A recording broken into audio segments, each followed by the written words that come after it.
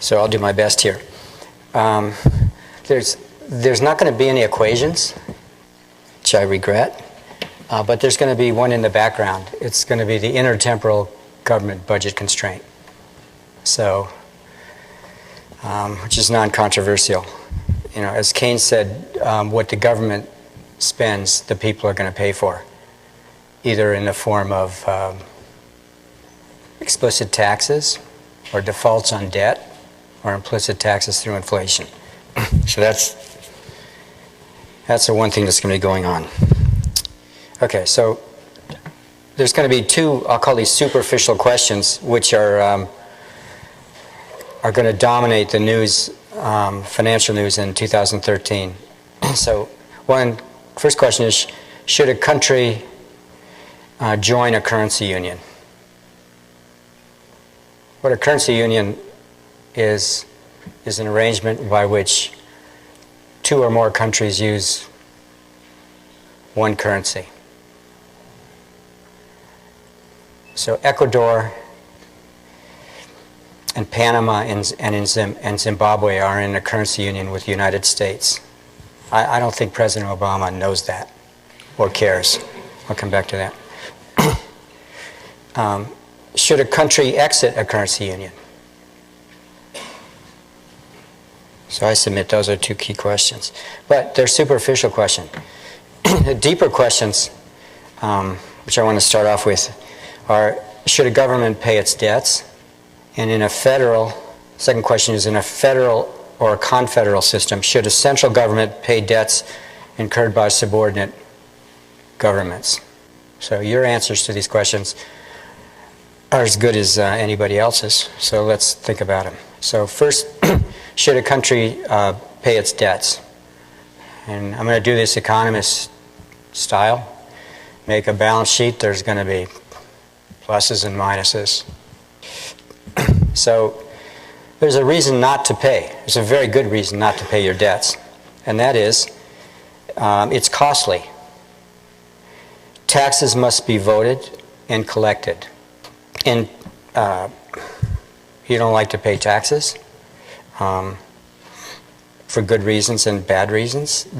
Taxes also distort decisions. They clutter up the signals that are emitted by the price system, generate inefficiencies, and you can avoid them just by defaulting on your debt. So here's a reason to pay. There's a good reason to pay. You might want to borrow again. Perhaps soon.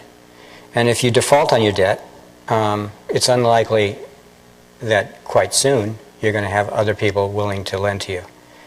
So paying existing debts fosters a good reputation among prospective creditors. So those two reasons they compete with each other. So you'll also see why there's no simple yes or no answer to this question, and why, depending on the balance of costs and benefits and other situations, other determinants of a situation, a country might say yes sometimes and no others. Okay, so here's the next question.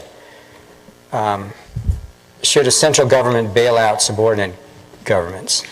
So I mean, should a federal government bail out state governments? Should a state government bail out city governments, and so on? So there's a good reason not to bail out, and it's economists sometimes call this moral hazard. Bailing out subsidizes subordinate governments. It subsidizes their profligacy, their lack of prudence, and it creates incentives for them to want subsequent bailouts. So do I have to explain that to you more, or do I have to tell you about my brother and the history of bailouts? Okay, you get the idea. Okay, so now there's a good reason. So that's the reason not to bail out. Is there a reason to bail out? And that is quid pro quo.